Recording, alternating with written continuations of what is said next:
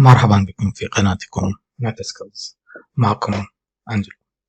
فيديو اليوم انطلب كثير، سألت عنه كثير جدا، وهو ما ينتظره أغلب المتابعين وأغلب المحللين الرقميين أو الأشخاص الذين يعتمدون على الأرقام والمعادلات في التداول، ويحتاجون إلى فتح وإغلاق الصفقات من خلال برنامج الأكسل. اليوم سنشاهد ونتعلم كيف يمكننا نفتح وإغلاق الصفقات من خلال برنامج الأكسل بطريقة سهلة جدا. وفي الفيديو سأوضح وأجيب في النهاية عن بعض الأسئلة التي وردت من خلال التعليقات والتليجرام. ومن دون إطالة، شكرا لكم من القلب على التعليقات المشجعة والدعم الإيجابي. حاولوا أن توصلوا القناة إلى أكبر عدد من الأشخاص لتكون الفائدة أكثر، ولا تنسوا اللايك والشير والسبسكرايب، ونلتقي بعد الفاصل.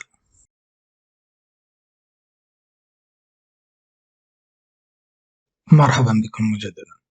اليوم سنحتاج إلى التالي كالمعتاد: ملف الأكسل أو برنامج الأكسل 2019 فما فوق، وصديقنا العزيز ملف الفايلز من الشورتكات اللي تعلمنا كثيرا كيف نستخرجه من الميتا تريدر على سطح المكتب، وسأعيد أيضا كيف نستخرجه على السريع. الإضافة اللي عندنا اليوم هو Expert Advisor، هو الذي سيضاف إلى منصة التداول، اللي من خلاله سنقوم بتنفيذ أوامر أو فتح وإغلاق الصفقات، أو حتى وضع الصفقات المعلقة على الميتا تريدر من خلال الأكسل. وأيضا سيكون معنا ملفين أكسل، الأول اسمه أنجلو أولدرز كونكتر، هذا مستقل، والثاني سيكون أنجلو داشبورد كونكتر فيرجن 2. هذا للي يحب يشتغل على الداشبورد اللي في الفيديو السابق، نضاف إليه إمكانيات تنفيذ الصفقات على منصة التداول في نفس الوقت يعني. طيب، أول شيء نقوم به نذهب إلى ميتا تريدر، نفتح المنصة طبيعي. أهم خطوة نقوم فيها Tools Options، نذهب إلى السيرفر، نفعل DDE Server اللي هو Enable Dynamic Data Exchange Server، ونذهب إلى الإكسبرت أدفايزر ونفعل Allow Auto Trading و Allow DLL فقط، ونعطيه أوكي. هاي خطوة جدا مهمة في البداية. ثاني شيء أحب أأكد عليه: لو كنت ستعمل على ملف الداشبورد المضاف إليه عملية دخول الصفقات، الترتيب اللي اتفقنا عليه 28 زوج الأساسية في بداية الترتيب، نبدأ بحرف ال A وال C إلى آخره، وممكن نضيف بعدها أي زوج من الأزواج تحب، لكن أهم شيء في بداية الترتيب هي ال 28 زوج الأساسية.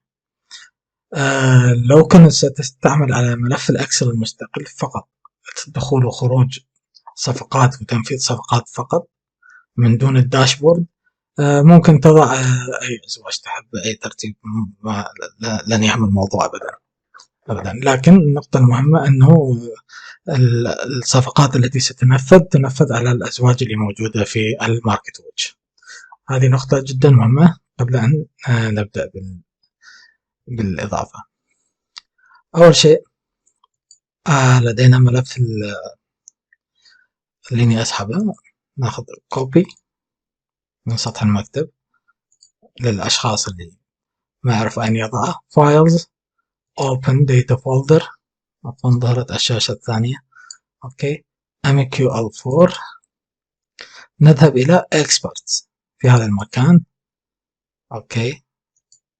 ممكن نضعه Paste بهذه الطريقة، أنا موجود عندي أصلا، فأنت ممكن تضعه مباشرة Replace.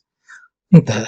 نفس المكان في ملف MQL4 هذا ممكن نضغط على ملف الفايلز، هذا ملف الفايلز للأشخاص اللي ما يعرفون. رايت كليك، ضغطة اليمين بالماوس، Send to Desktop Create Shortcut. بعد ما تضغط على هذه سيظهر عندك ملف الفايلز على سطح المكتب بهذه الصورة، اسمه Files-Shortcut. بعد ما نضيف الإكسبرت أدفايزر أكيد نغلق المنصة ونرجع نشغلها مرة ثانية. بهذا الشكل. الآن أنا عندي ضايفة بهذا الشكل، أنت ممكن تجده بالكومون أكيد يعني. أنا ضايفة عندي في الفيفوريت في هذا المكان، أنت ممكن تجده بالكومون في الإكسبرت، ممكن تضيفه. الآن سأقوم بإضافته فقط بهذا الشكل. attach to chart. ما في أي إعدادات في هذا المكان، ما في أي إعدادات أبدا، فقط أوكي وننتظر بهذا الشكل. فقط عند ظهور هذه العلامة يعني الإكسبرت شغال تمام. وأكيد أهم شيء نتأكد الأوتو تريدنج شغال. تقريبا إلى هذه المرحلة العمل على الميتا تريدر خلاص انتهى، نصغرها. نذهب إلى، سوف أبدأ الشرح عن الملف المستقل لوحده في تنفيذ الأوامر اللي هو Angelo Orders Connector. أوكي، أضغط عليه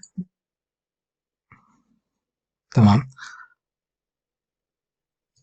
لو ظهرت هذه الإشارة فقط تعطي Enable Content. أوكي، تعطي أوكي تمام. هو الآن يقوم بالربط، فقط تخلص هاي العداد. ما مشكلة هاي الأخطاء اللي تظهر أكيد لأن الملف فارغ حاليا، فارغ ما في أي شيء. أوكي، أصغر الملف وأذهب إلى ملف الفايلز هذا بهذا الشكل. أضغط في هذا المكان، في هذا المكان الأعلى يتحول باللون الأزرق، فقط أنسخه كوبي.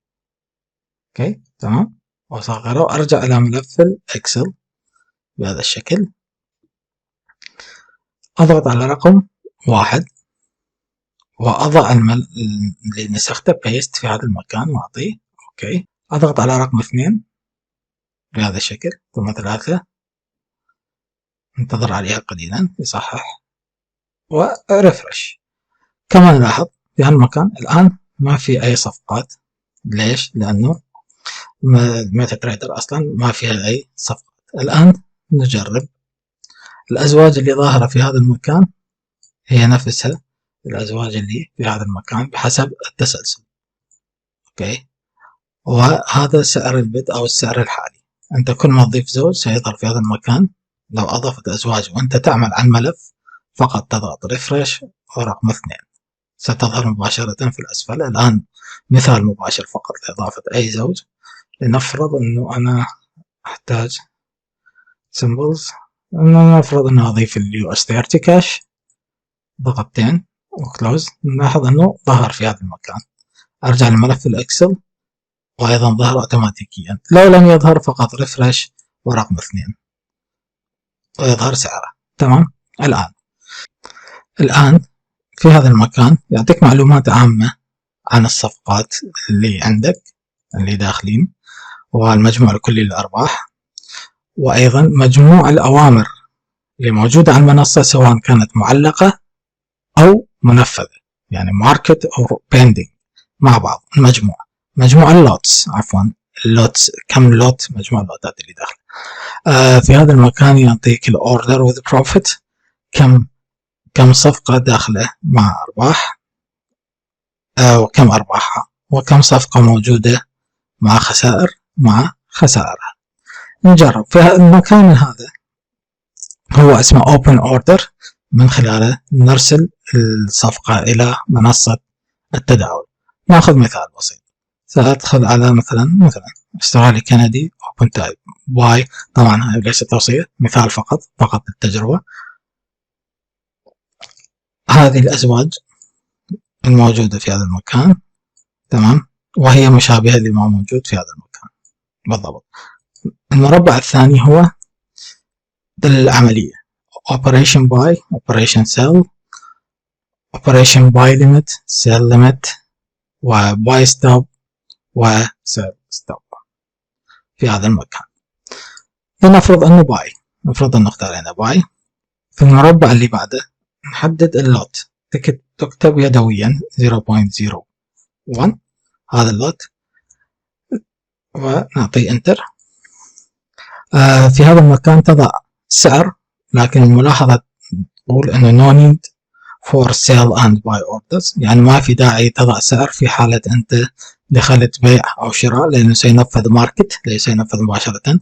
لكن لو أوامر معلقة تضع السعر اللي تحب تدخل منه. وستوب لوز وتيك بروفيت أيضا تضع يدويا. الآن أنا أضع فقط أجرب، سأضغط هذا المكان هو اللي ينفذ الأمر، أضغط عليه بهذا الشكل وأضغط على الثاني بعده مباشرة.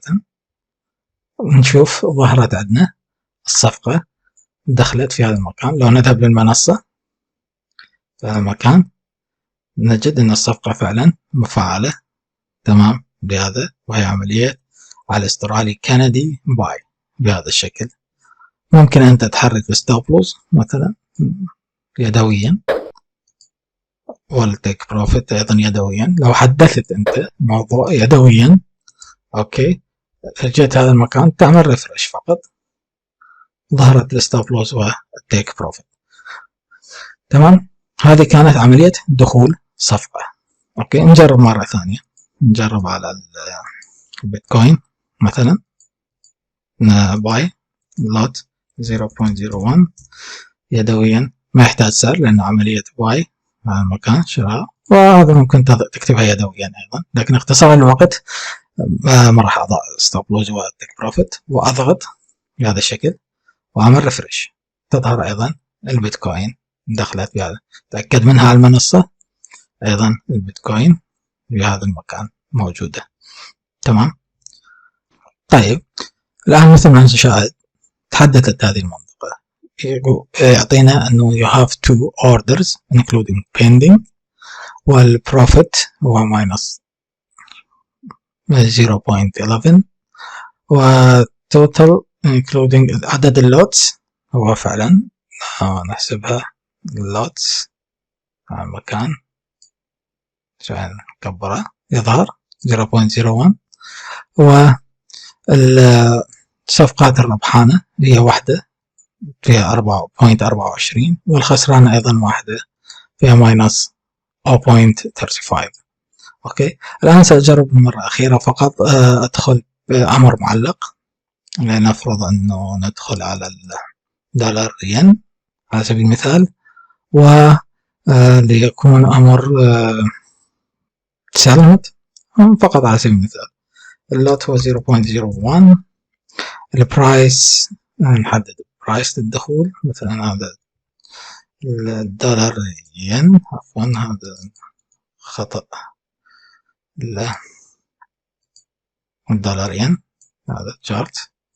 اوكي، على سبيل المثال انه انا حابب ادخل امر معلق بيع فقط على سبيل المثال، يعني من هذا المكان، واخذ السعر كوبي واذهب اضع في هذا المكان بيست او رايت كليك بيست بهذا الشكل، وما احتاج اذا فقط 3 بعد الفاصلة.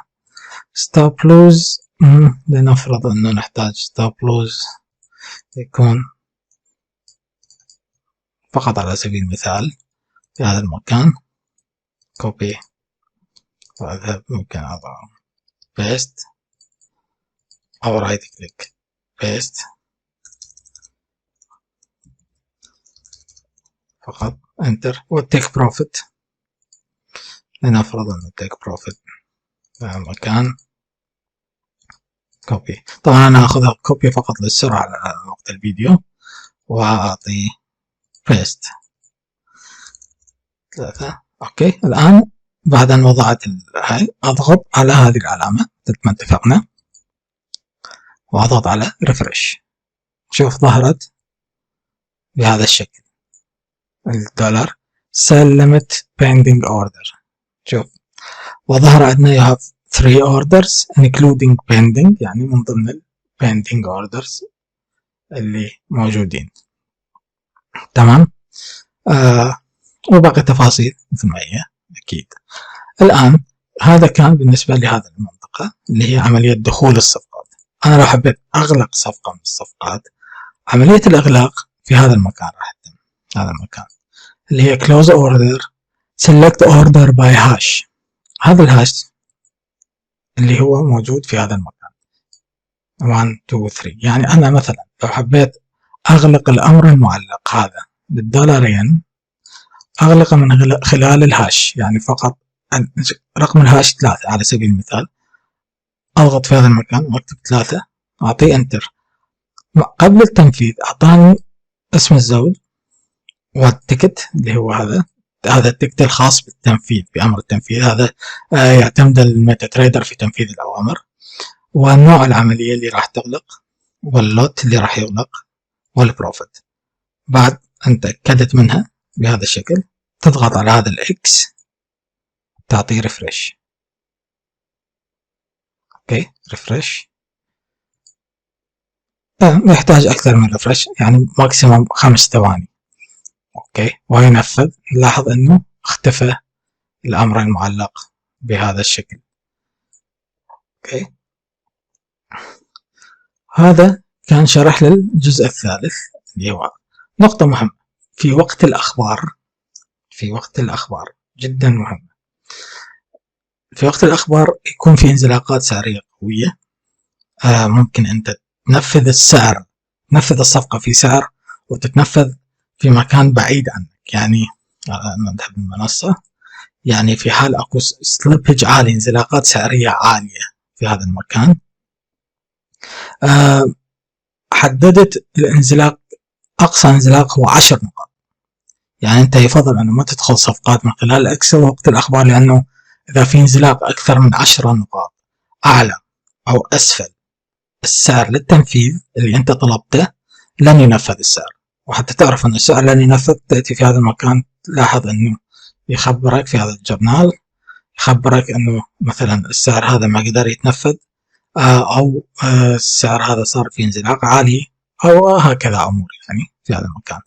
طيب الآن نلاحظ أنه احنا بدنا نرجع لموضوعنا. هاي كانت فقط نقطة مهمة، أنه انزلاقات سعرية أكثر من 10 نقاط فوق وأسفل السعر المطلوب لن ينفذ. فقط أنا وضعتها لأمان أكثر، لاطمئنان أكثر في حالة الأخبار أو باقي الأمور. تمام. لاحظ أنه عندنا أمرين ماشيين فيهم أرباح. لو نشيك على الإكسل موجودين. طبعا بالمناسبة الإكسل يحدث كل دقيقة، يعني أنت ما تشوف التحديث هذا البروفيت كل دقيقة. ممكن تعمل أنت ريفرش، يعني ضل تعمل ريفرش تلاحظ أنه يتحرك. أوكي لا مشكلة أبدا. هذه البروفيت تلاحظ أنه مع كل ضغطة ريفرش يتحرك، أو تنتظر دقيقة يتحدث أوتوماتيكيا. خليني أجرب أغلق الخسرانة على سبيل المثال اللي هي هاش 1. أوكي أضغط في هذا المكان وأعطي 1 وأعطي انتر. ظهر فعلا استرالي كندي وكافة المواصفات الأخرى اللي خاصة فيه، وأضغط X وأعمل ريفرش. نلاحظ أنه اختفت. طيب في شغلة، خليني أدخل مثال، فكرة لطيفة أنه ممكن تغلق عدد لوتات معين من السعر. لنفرض أنه خليني أرجع أدخل على السرعة سيل 0.04 على سبيل المثال. أوكي وأضغط للتنفيذ وأعطيه ريفرش. موجود هنا في هذا المكان. أنا دخلت 4 لوت. أوكي عفوا 4 0.04 لوت. طيب أنا لو أحب أغلق جزء من اللوت، ما أغلق الأوردر كامل، يعني أضغط 2 أعطي انتر، أعطاني عدد اللوتس 0.04. أنا ممكن يدويا، أوكي ممكن يدويا أكتب 0.02 وأعطي انتر. أوكي راح يغلق 0.02 من ال 04. نجرب أعطي X وأعطي ريفرش.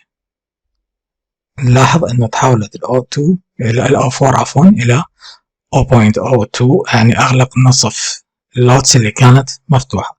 لو أحب أغلق مرة أخرى، لنفرض أنه رقم 2 حتى نجربها مرة ثانية 0.01، أغلق نصف الموجود. أوكي وأعطي X. نلاحظ هذا الرقم 2 الآن أعمل ريفرش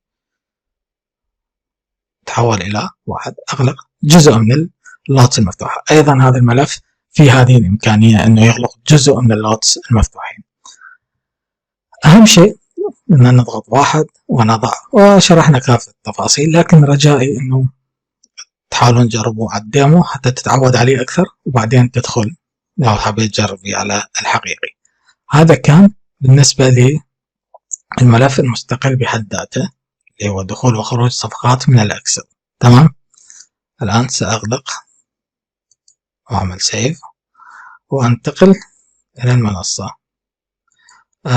سأضيف الداشبورد حتى أنتقل للشرح على عملية مع الداشبورد. تمام.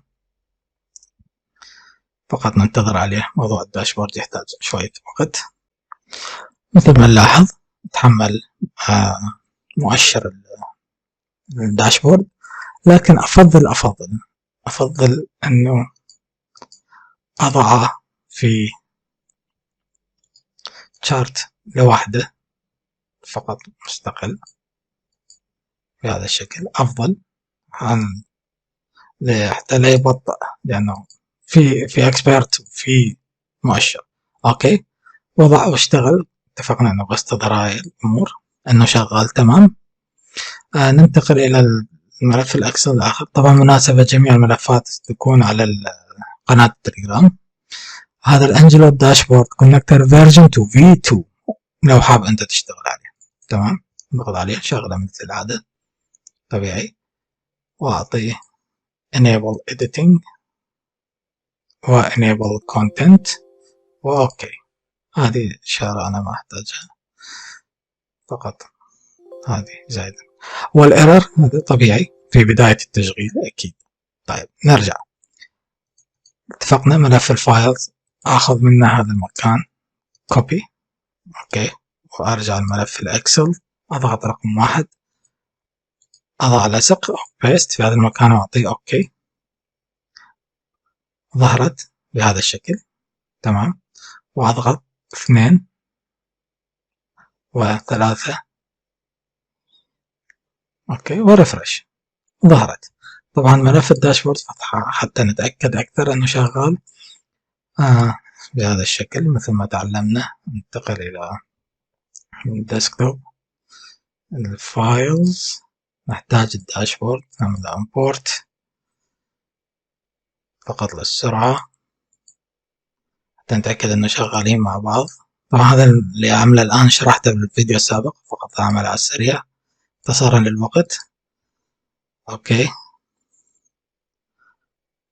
لاحظ أنه تحمل بهذا الشكل. تمام. أوكي، نضغط 1 2 3 4 5 6، تأخذ قليل من الوقت. 6 تمام و7. الداشبورد شغال، ممكن تختار أي زوج من الأزواج. اتفقنا ل 28 فقط، في حال أنت لو شغال عليهم تأكد لك أنه شغال كامل. أوكي بهذا الشكل. تمام. والسمبل هذا ال RSI والموفينج افريج في هذا المكان شغال، والاوردرز ايضا شغالين.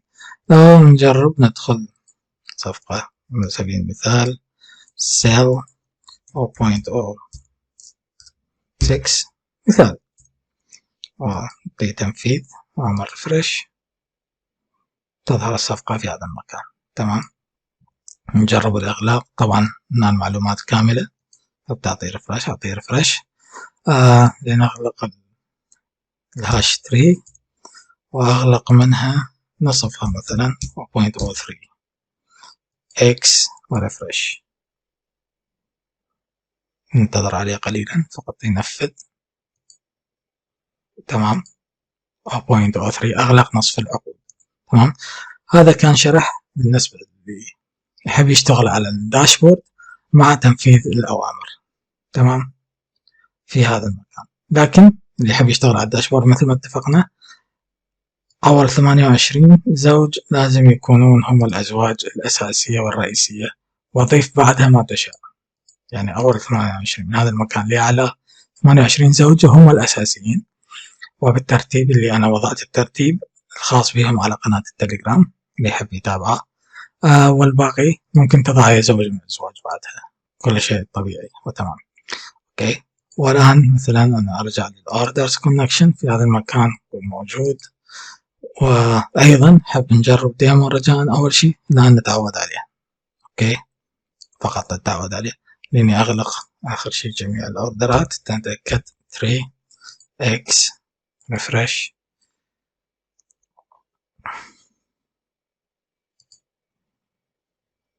أغلقها يعني ريفرش مرة مرتين فقط على ما يأخذ الإيعاز.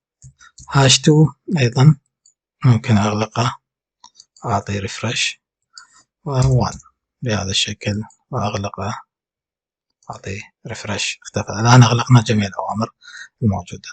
نجرب آخر شيء، نضع أمر معلق شاهدنا الشارتات مفتوحة $ين. تمام، هذا آخر شيء. أعتمد وقت الفيديو $ين سيل ليميت 0.02 مثال، والبرايس رايت كليك بيست 2 كافيين. ستوب لوس هاي ممكن تضعها أنت حسب الصفقة اللي تحتاجها. تنفيذ وريفرش، ظهرت الصفقة سلمت في هذا المجال مثل ما شاهد عدد اللوتس، وكذلك يعطيني you have one اللي هي فعلا واحدة فقط وهي 0.02 اللوت الخاص فيها.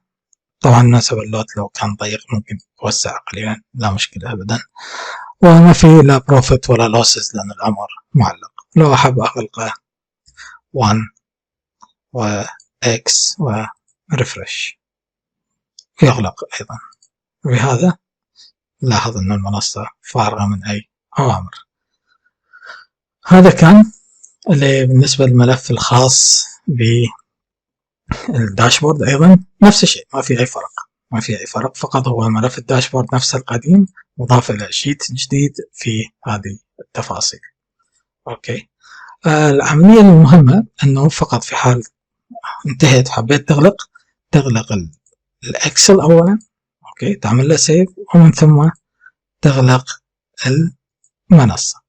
هاي فقط حتى يكون الارتباط موجود بين الإكسل والمنصة دائما موجود. لو تجي تفتح مرة ثانية أكيد تفتح المنصة وبعدين تدخل تفتح الإكسل اللي حاب تشتغل عليه. تمام، هذا كان بالنسبة لي هاي ملاحظة مهمة كانت. وطرقنا إلى موضوع الانزلاقات أيضا في حال ما تطرقت لها. الآن في صديق على التليجرام سألني في حال إذا كانت يمكن سحب بيانات مؤشر معين، سألني عن المومنتوم خصوصا. نعم، ممكن سحب بيانات أي مؤشر، راح يكون في فيديو قادم إن شاء الله عن هذا الموضوع. موضوع المؤشرات هو سحبها للأكسل. أوكي، لكن في الداشبورد موجود ال RSI والموفينج افريج لكل الفريمات وجميع الأزواج لو حبيت تشتغل عليه مؤقتا. السؤال الآخر، سألني شخص عن العمل على ملف اكسل مستقل. يعني لو أنا شغال في هذا نعطي بلانك، هذا واحد. أوكي، وملف آخر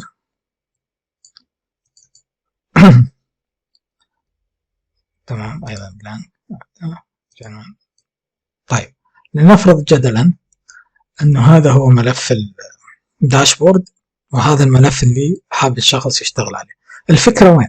الفكرة أنا لو كتبت في هذا المكان 10 20 على سبيل المثال 30، أوكي، وجيت أعطيته في أي مكان مثلا، هذا الربط بيناتهم يكون فقط يساوي، وأضغط على هذا المكان وأعطي أوكي.